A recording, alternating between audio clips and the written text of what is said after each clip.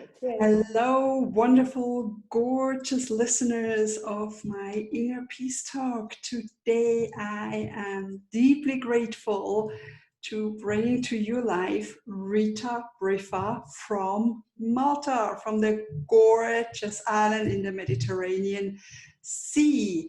And she has been since 2001, so nearly 20 years, she's a well-being consultant in Malta.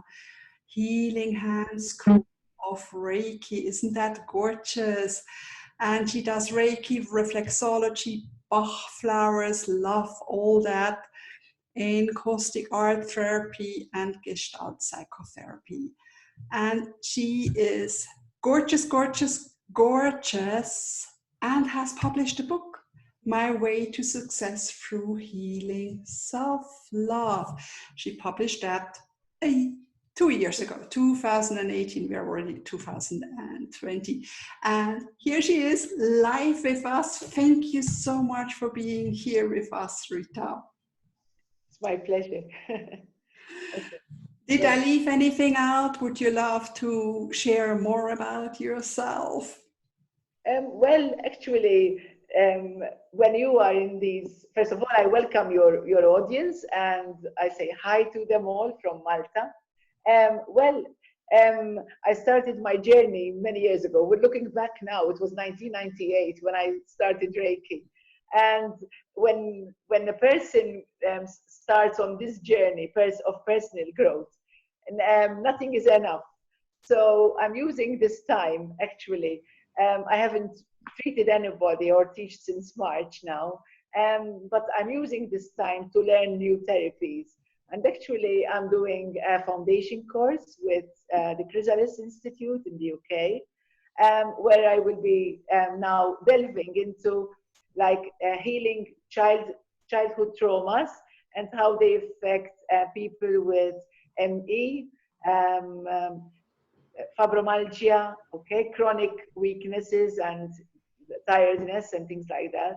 And hopefully, after that, I will be thinking of joining their well-being coach courses. So it's never a dull moment on this part. This keeps me like alive. This keeps me because, as I was telling you, Caroline, we are in the same storm, okay? But we have different ships. So there are those who have a moderate ship, but through fear, they have put down the anchor. Sort of, they dream of going back to the past, but they're not doing anything to rise to the new reality, because it's a new reality, irrespective of gender, irrespective of your status, of your age. It is a new reality, and something which we will have to learn, but use it to our advantage, in the sense that I always use this term: when something gives me lemons, I turn it into lemonade. So there's always a silver lining to every cloud. So at first, like everybody else, I was like shocked and unfocused, sort of, hey, having to stay at home, having to stop my work, stop seeing clients, stop meeting my students. It was like, hey, what's going on? And like everybody else, it was an initial shock. And in that, we are like lost. But somehow, we forget our inner strength, our inner courage, that after the initial shock, we come back to our own selves. And suddenly, we start, but hey, this can't go on. I have to do something about it. So, and it's self-love, which really, when you realize that everything around you is falling, that it's literally disintegrating, that it is not there anymore, okay?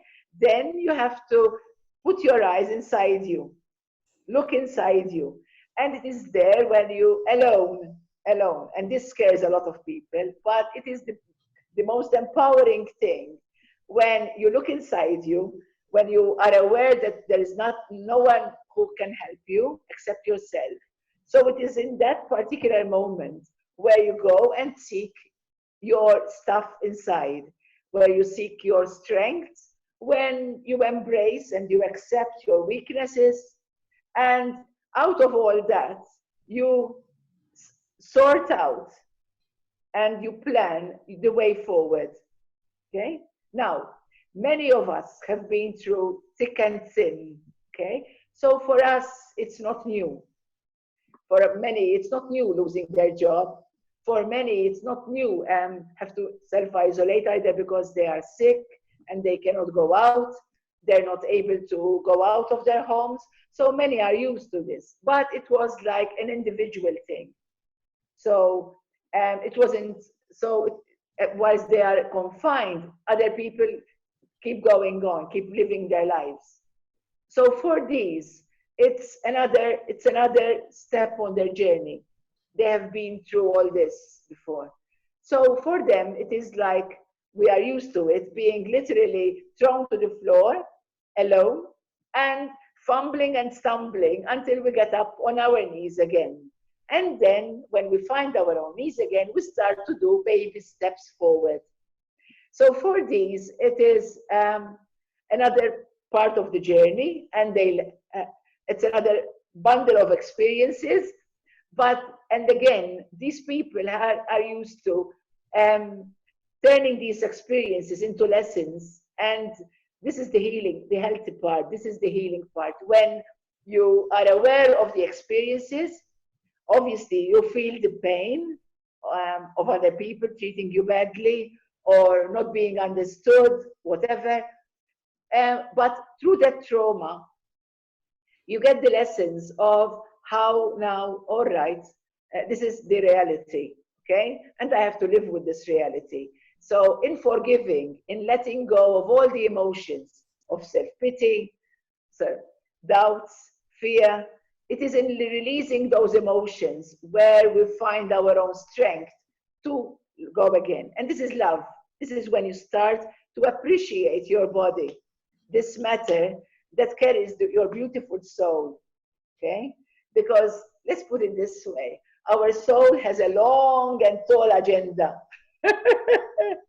And our body at times it's weak. So this is my daily affirmation. Listen, you come with a list of things to do, but please keep my body healthy and give me energy and give me the strength to face it all. Okay? So this is one part of us, of humanity. The other section of humanity, which I'm concerned about, to be honest, because there is this majority of people who were, as we said, on the hamster wheel. So where they were used to waking up in the morning, rushing to work, spending a day at work, coming back, doing their household chores, barely speaking to their family members, going off to sleep, and it's another day in the morning. Suddenly, all this stopped for these people. And suddenly, they are facing a new reality. Much of that reality has gone virtual because they communicate with their friends in a virtual way, but virtual doesn't fill your heart. We are talking right now, but there's nothing compared to being together on a sofa, looking in each other's eyes, perhaps holding hands, or as hugging. I mean, there's nothing of this. So my first concern is on our younger generation, who suddenly is missing the hugs, is missing the one-to-one approach, okay? So all this, when this is over, we will have, and perhaps our finances will be coming, and our jobs will be coming back to the new reality, whatever it is. But these traumas will remain with us. So it is then that we will need to support each other differently, okay? And we can only support each other if we are full of love for ourselves. I always say that I can only help others if my cup is full. And out of the extra that comes out of this cup, there is abundance for everyone. But I can't help others from an empty cup, because in reality it would be dry, and I will feel dry. And when I feel dry, when I don't feel love around me or for myself, how can I give it to others? This brings me to what instigated me to write my book. For many years, at least in my time, when you are a child and you do something for yourself. People will just easily call you, you're egoistic. You only think about yourself. So I was brought up in that mindscape, in that very strong regime, where if you show that you have care, love for yourself, you're literally labeled as egoistic.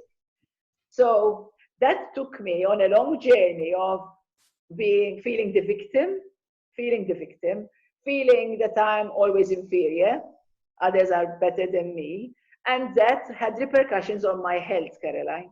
Okay, that filled me with anger, with self-pity, self-doubt, and my nervous system went wreck. Okay, so when I was then labeled and living that condition, sort of, and thanks to my synchronized meeting with Reiki, mind you, it wasn't coincidence. Reiki changed my life, oops, upside down. Suddenly I was seeing myself that I have worth. I have worth. There is a meaning in my life. There is a meaning of all the pain that I'm suffering.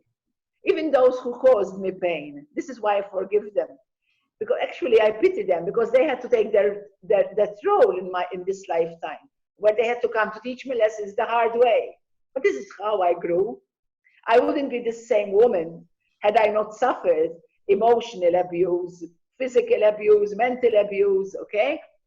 I would still be there in that cocoon, I went out from that cocoon when I was battered, literally battered, where I had to literally find even the least energy in the toes of my foot, in the tiny toe of my foot. When I went there, when I started to look inside me, crying over that, but then Reiki raised me. No more self-pity, Rita. No, that's not on. Like even this, at this time, I want to share this with your group. Fear, self-pity, anger only reduces your energies. Your vibrations go whoops down. This is how we allow others to control us. Through fear, through self-pity. For example, whoever tells me, in Maltese we have this phrase, miskina. That's an insult to me. I mean, who tells me, I pity you. I'm not here to be pitied. I'm here to be understood, to be heard, to be listened to, but not to be pitied. So when you rise from that, okay, it is then, and you rise through that only through loving yourself, okay? But when you love yourself, you will love others, unconditionally, because each person that you meet, you will see it only as a soul on its journey of pain, of growth, of fun, of whatever. You will understand them more. Apart from understanding more, you will feel like walking in their shoes, and they feel you, and they feel that you are empathizing with them. But the fact that you empathize with them, you do not go down in your energy. You won't help them like in that way. If you pity them, you will only be literally pushing them down. To help them, you have to extend your arm and tell them, hey, come up, I've been there, but you can be here with me again. So this is how you help them heal. Whenever I got clients and they would, even in their body language, they would go in a cocoon. Have pity on me. Look, I'm going through all this stuff. I understand you. It's not easy, but I'm not here to pity you. So what are you going to do to me? I'm going to empower you. I'm going to inspire you that there is another way to look at your reality. Every reality, even as the hardest reality, has another door, has a silver lining, has another option. So it's okay when you feel down. We are humans. I mean, don't think that I don't cry. Don't think that I don't get angry. But suddenly I say, hey, I'm missing special moments from my life. Like I go in front of the mirror and I say, ooh, I'm scorning. Look, I'm even ugly. Look at my face. I'm ugly. I'm getting angry. And I'm missing, it will not be 4 o'clock of 13th May, 2020 again. So I have to use this time creatively and constructively. So I allow my emotions to go out. I allow my anger to go out. And please don't put it under the carpet. Anything under the carpet gets nasty. And that is stagnant energy, my dear. whoever is listening to me, whatever you keep under the carpet is only making you unwell. Please take out that carpet on a windy day like we have today in Malta. Get it on the roof and allow it to be battered by the wind. Allow the winds to take it away from it. Because anything stagnant, it's like when you leave a pail of water there standing, it turns foul. And this is what happens in our system. All those emotions trapped in our body, okay, they make us ill. It is when, and this is the beauty of holistic therapies, when we go there, when we look inside, when we come across these stagnant areas, these stuck emotions there, and believe me, they may be stuck there for more than 20, 30 years, okay? So when you get them out, it's okay if you cry, it's okay if you feel self-pity, but allow them to go out, allow them, okay?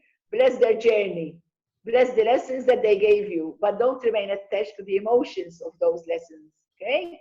So in doing so, you will be making your body lighter. And this is what gives you less joint stiffs, less heartburn, less migraines, and less headaches, because your body is showing you, these are the signs that there is something, that it's making it uncomfortable, okay? So allow your emotions to go out, allow them, release and let go, so that you start your healing process, okay? Sorry, I took the floor, Caroline, so if you want to ask me something. No, this is wonderful. Yes, it's releasing. I think for me, it's always acknowledging the feeling first, because pushing it down or telling ourselves we're not allowed to feel the anger or the pain or even some self-pity occasionally, then we stuff it down and then it's not healthy. But looking at it and saying, okay, here you are, good, and sending off with love and gratitude for showing up, in a way that's really, really gorgeous. And you said something about the soul having so many lessons and asking the soul, yes, I see all the lessons. Please give me the energy. Please help my body being healthy. And that's a wonderful, wonderful exercise. Is there another exercise you love to share with the viewers, something that might have helped you, maybe coming back to more inner peace, a calmer place, or maybe about releasing the energies? Is it simply with breathing, or how do you do that? Well, I have several ways. Breathing is one of them. Internal meditation, in the sense that I go through all my chakras, okay? And I visualize them, whether they are flowing through their colors, whether they're blocked or flowing. And then I use acoustic art. I use the therapy, the colors. So when I have a lot of pent up feelings and emotions, I say, okay, I better take care of them, rather than spilling them on people around me who are innocent in a way. They're not related to all this. So I go on my table, I get out my acoustic paper, and I just my colors, and from the colors I get a feeling, hey, why am I choosing all these colors? Like if I choose reds, it would be I'm really angry. If I choose the blues, the violets, the lilac, the silver, the greens, I say, okay, then although I feel, this is interesting, although I feel really bent up, how come I chose these literally cooling colors? So in that way, it's only my mind which is angry. My body is relatively calm. Okay, so this is how I relax, how I let it all out, and then when I draw it, and I say, hey, after all, I'm not that down this morning, because look, this beautiful picture came along. Let me see what messages are in this. And when I see it, sort of, wow, I can see this angel. Look, there is this figure, there is this woman figure in this all. So you see, and that interpretation of those pictures will give me a hindsight of what I'm experiencing. Now, whoever is not familiar with drawing, he can do like journaling, write it down. Okay, I love writing. So whenever you feel, instead of shouting at someone or something, write whatever you feel down. Then don't be surprised that when you read it, you say, oh no, it can't be that strong. And then just tear it up, if you can burn it, and allow that smoke, sort of taking away all your pain with that. Like journaling is good. So drawing, journaling, whatever, even any other hobby. I mean, lately I'm realizing that since I don't have lots to do, even my laundry has become interesting. The mundane jobs of even hanging clothes on the roof have become more significant. Hey, I'm filling time. I'm using it constructively. So rather than, oh, I've got all the basket of laundry, I say, yes, that gives me a full morning work, and it will while away my thoughts and my time and everything. Even though when I'm hanging the clothes, I might get inspirations of what I'm going to write then when I come down. But this is how you make it joyful. My humble advice is always to program the day as much as possible, not very rigidly, but at least you say, hey, tomorrow I plan to do that thing. Because when you fill in the time, it's even showing love for yourself. Like, and why not? This is very important. Finding your niche, finding your me time, even if it's 5 minutes, even if it's 5 minutes. Like when this space is all mine and I can literally feel my presence coming back to myself. This is what keeps us mentally, emotionally, and physically healthy. Otherwise, we have jumped the the hamster wheel, and we will create other wheels. We have to be very careful about this, okay? Because remember, we are a creature of habit, and what we do over a period of 2 weeks will become static again. So now that we've been in this for more than 8 weeks, it depends the country that we're talking about, but we have to be careful not to create other hamster wheels. Yeah, just to distract. Often it's the distraction because we don't want to look inside. It's too painful, it's too worrisome. We'd rather be out there or do something, you know. Exactly. Occupy ourselves with something. Very true. But this is what sadly got people addicted, more addicted to alcohol, to other things. Because when they want to fill time, it's a question of filling time. And obviously, if you don't create, it's easy you fall into boredom. It's one leads to the other. So in order to avoid that trap of boredom, be creative. Keep contact with other people, either through the phone or do some hobbies that you never had time to do before. Like I started knitting again. And it's an exercise in mindfulness, Caroline, I believe. Trying not to make patience. Trying not to make mistakes. I'm totally absorbed. And it's a relief because I can knit without my glasses. I take them off, so I feel literally more free, and I knit and I am happy. So try to fill it with something that gives you satisfaction. There's everyone is talented one way or another. Okay, there's no excuse. Everyone has his or her particular talents.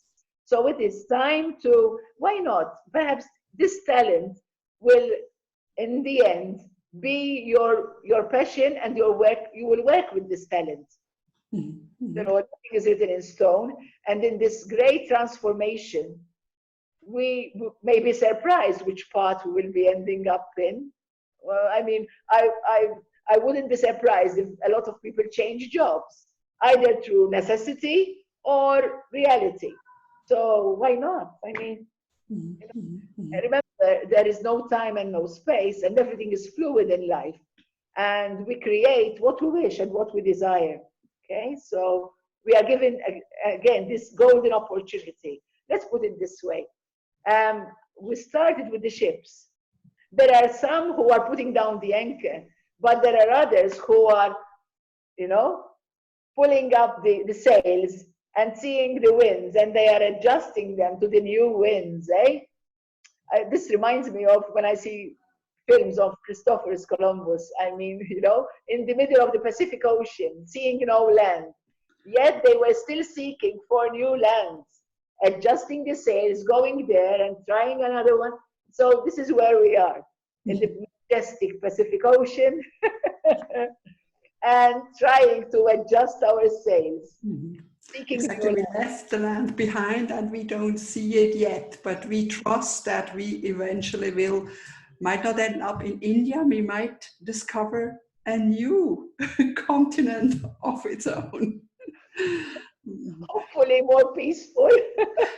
Yes, and it all starts with inner peace, being that peace, come back to our peace so we can bring it forward. It's the same with that self-love and filling up our cups and sharing from a full cup.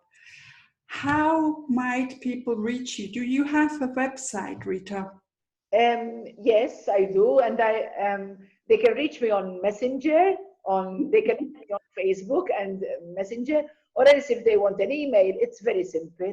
It's all in small letters and one word, RitaBriffa at gmail.com. Super. And I will be sharing all the links. And if you have questions, just put them in the comments box and we'll come back to you later. Yes. And you also written a book, and we will be sharing about that gorgeous book. It's available in English, I assume. Yes. Yeah.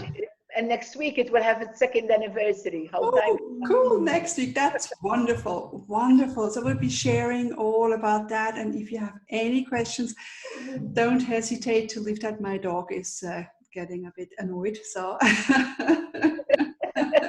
he needs a little bit of attention and love. Exactly. Thank you so much for being here, Rita. Thank you for sharing all your gorgeous insights and the stories. And I am waving from my boat here in Switzerland to your boat in Malta and to all of you. Thank you so much.